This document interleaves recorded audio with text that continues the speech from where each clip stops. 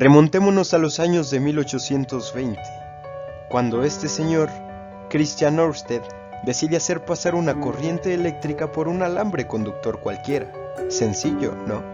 Lo interesante es cuando a él se le ocurre acercar una brújula. Se da cuenta que esa corriente causaba una interferencia. Así es, las corrientes eléctricas generan campos magnéticos.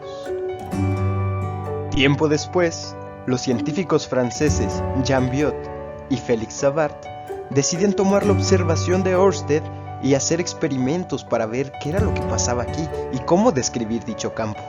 Es así como se crea su famoso principio, el principio de Biot-Savart. ¿Qué es eso? ¿Qué dice ese principio? Bueno, sabemos por la observación anterior que las cargas en movimiento generan campos magnéticos. Sin embargo, ¿cómo es ese campo? Bueno, pues el principio de Biot-Savart puede describir este campo. Dice que alrededor de cierta corriente eléctrica de forma arbitraria se va a crear un campo magnético. Entonces, si nosotros analizamos el campo debido a un elemento muy pequeñito de esa corriente en un punto, al sumar todos esos campos, vamos a poder analizar el campo a lo largo de toda la corriente, sin importar la forma que tenga. Ellos describen ese campo con esta expresión matemática, aunque ¿será real? Bueno, pues nosotros lo averiguaremos a continuación. Un hecho observacional muy interesante es que si tenemos una partícula cargada moviéndose por el espacio en presencia de un campo magnético, se generará una fuerza magnética sobre dicha partícula. Pero, entonces, ¿qué ocurriría si tenemos dos arreglos arbitrarios de corriente? Ok, supongamos que tenemos el siguiente esquema. Tenemos una corriente I en presencia de un campo magnético B. Entonces, se genera una fuerza que es perpendicular al vector velocidad de la corriente, dl, y al campo magnético, B. A esta fuerza la llamamos fuerza de Lorentz. Ok, ahora, tengamos dos arreglos de corriente arbitrarios como los mostrados en pantalla. El arreglo 1 tiene un campo magnético y el arreglo 2 tiene otro campo magnético distintos, debido a sus corrientes. Estos campos se describen en el principio de Biot-Savart. Entonces, el arreglo 1 genera una fuerza F2 sobre el arreglo 2 y el arreglo 2 genera una fuerza F1 sobre el arreglo 1. Cabe mencionar que esta fuerza es diferente en cada punto del arreglo.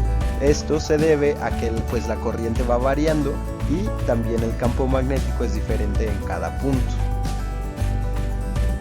Vamos a la obra, ¿no? El objetivo de este proyecto fue diseñar un prototipo que mide la fuerza generada sobre una corriente debido al campo magnético que se describe en el principio de Biot-Savart. De esta manera podemos comprobar su validez. Entonces, el diseño es el siguiente. La finalidad de este diseño es generar un campo magnético lo más uniforme posible entre las dos bobinas laterales, para así poder apreciar una fuerza en la bobina central por la que corre una corriente. El arreglo se diseñó de tal modo que el vector velocidad de la corriente y el vector del campo magnético sean perpendiculares y así poder maximizar el efecto de esta fuerza y que fuere apreciable. La fuerza se generaría hacia abajo y entonces nosotros obtendríamos una elongación en el resorte al cual está sujeta la bobina central. Una vez encendido el dispositivo, nosotros deberíamos notar cierto desplazamiento hacia abajo en la bobina central. Lo único que queda hacer es medir dicho desplazamiento, esto con la ayuda de la misma regla que está en el dispositivo, y así, con ayuda de las propiedades del resorte, obtendremos la fuerza magnética generada. Después, queda variar la corriente en la bobina central para así obtener distintas fuerzas en función de la corriente que está pasando por esa bobina. Podremos describir el campo y comprobar si el principio de Biot-Savart es válido.